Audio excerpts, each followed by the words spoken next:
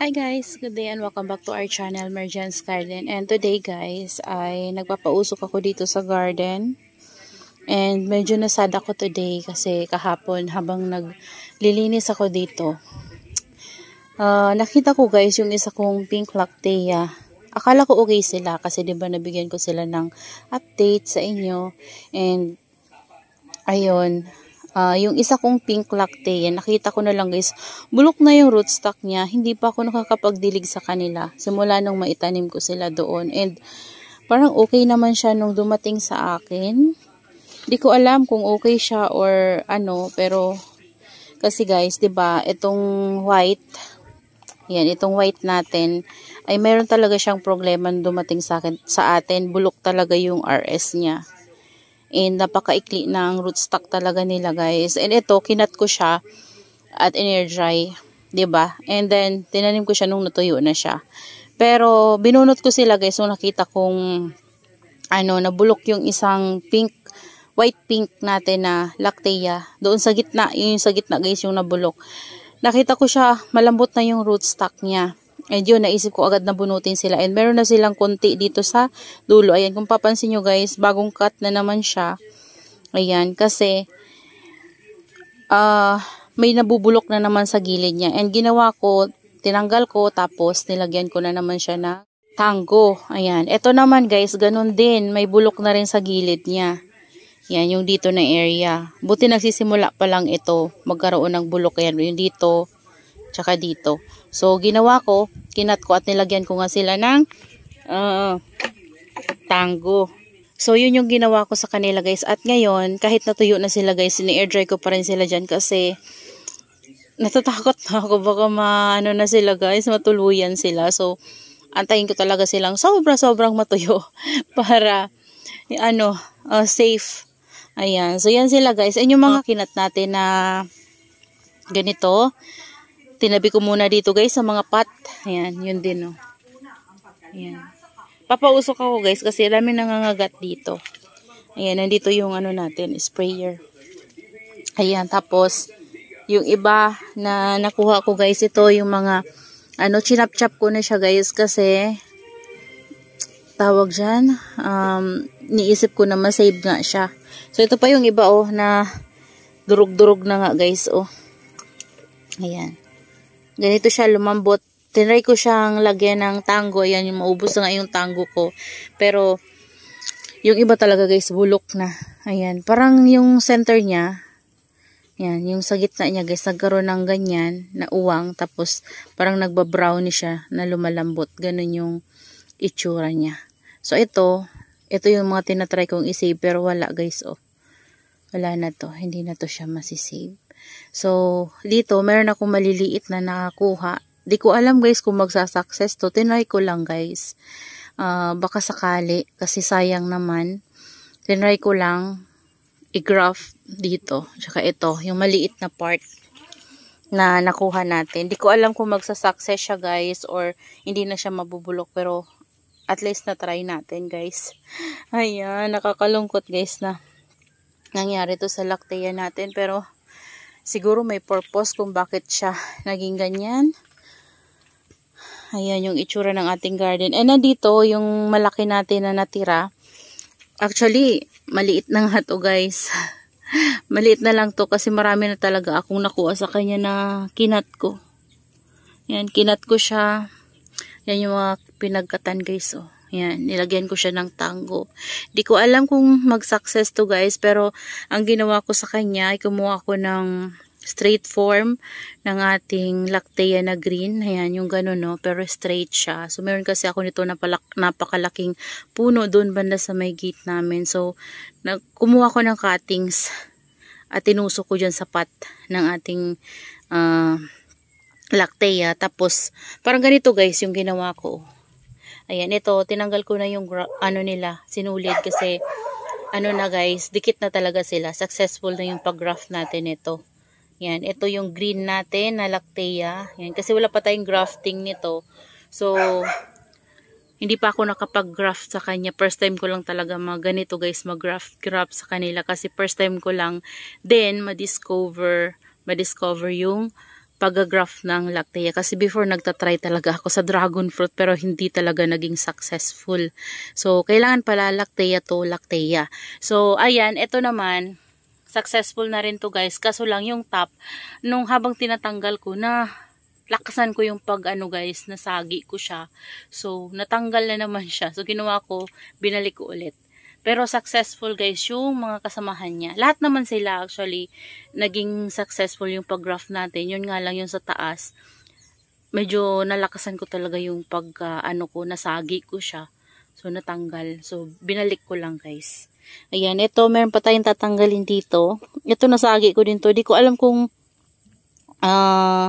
magiging successful pa rin to. Pero titingnan natin guys. Mamaya after nating mag-vlog. So, ayan, ito guys yung natira sa ating Lactea. Hindi ko alam kung tutuloy-tuloy ba yung nito.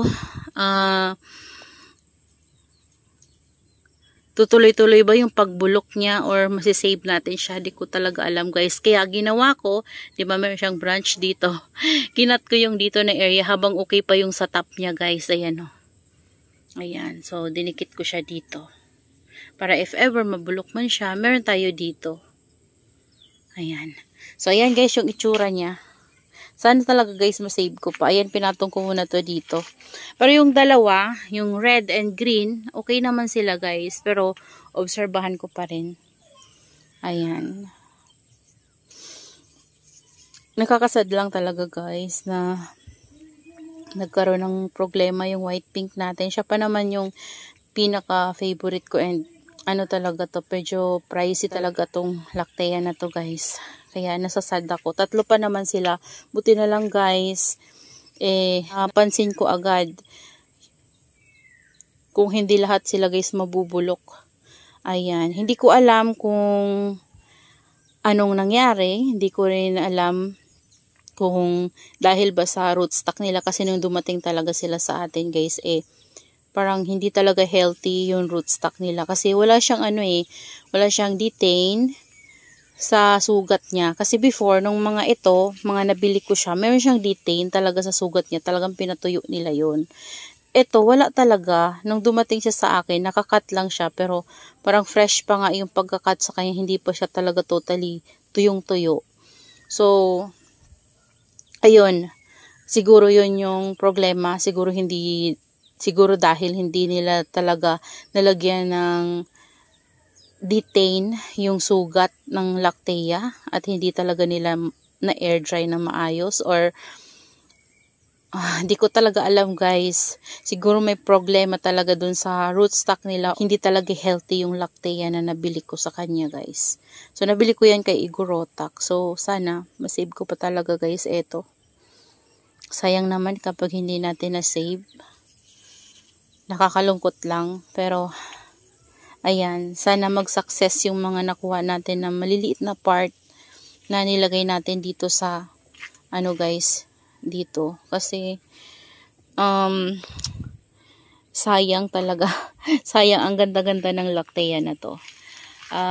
Ayan, dito guys, mapapansin nyo, malinis na yung dito natin kasi tinanggal nga natin yung mga nainitan na sila dyan, naulan na sila dyan. Kasi maulan nga dito sa amin guys. Ngayon hapon na, naisip kong mag-vlog para magbigay sa inyo ng update. Kasi last time nung napakita ko to sa inyo, okay naman itong mga Lactea natin. So bigla lang talaga guys. Ayan, para update na rin sa inyo. And, ayun, kahit na malungkot tayo ngayon guys, dahil nga sa Lactea natin, pero meron namang magandang nangyari. Ayan, kasi naging successful yung mga graft natin. Meron pa tayong inaabangan dyan. Ayan, tatanggalin ko yan kapag pwede na siyang tanggalin. So, ito naman, kinuhanan ko to dito ng small part. Ayan, kinatan ko siya dyan. Tapos, dito, meron ditong maliit na gymno na nakadikit nung dumating siya sa akin. And naisip ko guys na tanggalin siya at i-graft. So, nandito siya guys. Ilang araw pa lang pero ayan. Tinanggal ko na yung niya guys, yung tape na nakalagay sa kanya para makahinga siya. Kasi nakadikit naman na siya, oh. Ayan, oh. Tingnan niyo. Diba? Yan yung masayang nangyari sa atin ngayon. Ayan. Tapos dito, meron tayo ditong graft. Yan yung ano, yung small part na kinuha ko doon guys sa ano. Sprayin ko lang guys. Sobrang maiinitan yung ating plants dito. Usok lang yung kailangan natin. Yan. So, ayan. Dito na area. Ito yung isa kong grafting ng tawag dyan, white ghost. Ayan, tinatanggal ko siya kanina. Successful na rin siya guys. Pero, ang nangyari, nasagi ko rin. Kasi mahirap talaga guys, kapag pala ginamit natin yung sinulid at nahigpitan natin yung pagkatali sa kanya. Kapag tatanggalin na natin siya, medyo dumidikit siya kasi dahil dun sa, ano niya, sa dagta niya. Sobrang madikit. So, kapag nahila yun na bigla, dapat dahan-dahan lang talaga. Natatanggal siya guys. Kasi syempre, bago lang siya, makadikit dyan. So, kapag ano talaga guys, dahan-dahan lang. Ayan. So, yan yung nakuha natin ngayon na aral sa kanila guys. Kasi kapag nabigla talaga, nasisira. So, ito naman, ito yung chimera na nakuha ko guys. Yan, dinikit ko sila dito. Kinat ko ng small lang, parang maliliit lang na part. And, ayan. Hindi ko alam kung magsa-success. Pero ito guys, ano to pala, gymno. Ito yung chimera. Sana maging successful to. Bibigyan ko kayo ng update kapag naging successful yan. Kapag malaki na sila, buhay na sila, ililipat ko na lang sila sa magandang pot. Ito, chimera din to guys. Tapos merong tumubo dito, nilagyan ko na lang ng gymno. Yan, 3 silang chimera na dinikit ko dyan sa ating dragon fruit. Yan. So, yun lang guys, yung update ko sa inyo dito sa garden. Ayan. And may nabasa pala ako sa ating comment section na hindi daw ako nag-heart. Ayan. At wala daw siyang gana mag-like and yung mag-comment. So, pasensya na po kung hindi ako masyadong nakakapunta sa ating comment section. Kasi before pa talaga, nagsasabi naman na ako sa inyo guys na mahina talaga yung internet connection dito sa amin. So, ako bilang nagbo-vlog, sinisikap ko lang na makapag-upload talaga guys every day. Yan, makagawa ng video. Hindi naman po talaga madali yung pag-vlog. At pinaghihirapan po talaga ito ng mga vlogger kapag upload sila ng video, hindi naman po ganun kadali lang. Pag nagawa tayo ng video, mag-i-edit tayo, si-save natin yon. Magwi-waste talaga tayo ng time para sa isang video na yan. So, nakakalungkot lang minsan na may nababasa tayong mga negative comments. So, sana maintindihan nyo rin guys kung na hindi tayo magkakapareho ng internet connection. Syempre kami, nandito kami sa bundok, ayan, mapikita nyo naman guys. Ano pa dito? Medyo mahina talaga yung internet at wala kaming wifi. So, ang gamit ko lang ay data, naglo-load lang ako. And gabi ako guys nag-upload ng ating video madaling araw para lang makapag-upload ako at may pakita ako sa inyo everyday na video.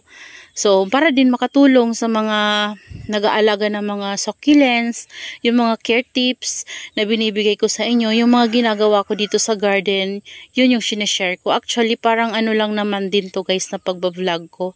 Remembrance na lang din sa akin para iniisip ko nga nun kapag tumanda ako, may makikita ako ng mga videos tungkol sa mga halaman na alaga ko, 'di ba?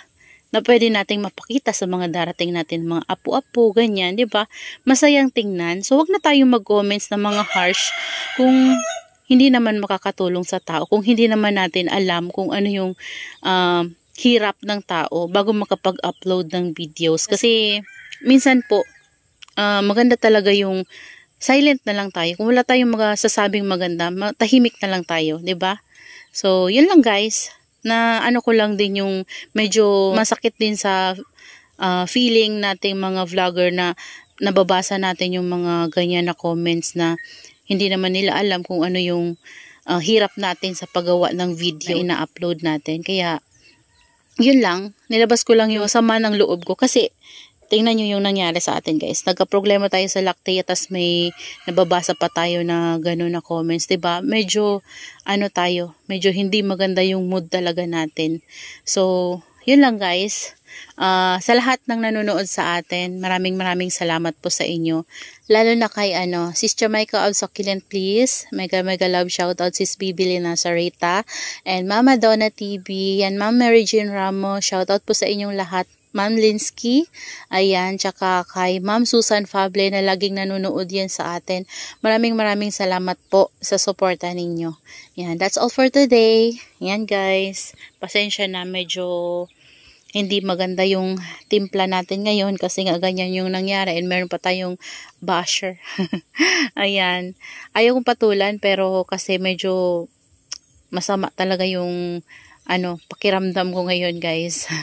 Kaya naman, okay na rin na makapag-voice out tayo ng nararamdaman natin, 'di ba? So that's all for today. Bye!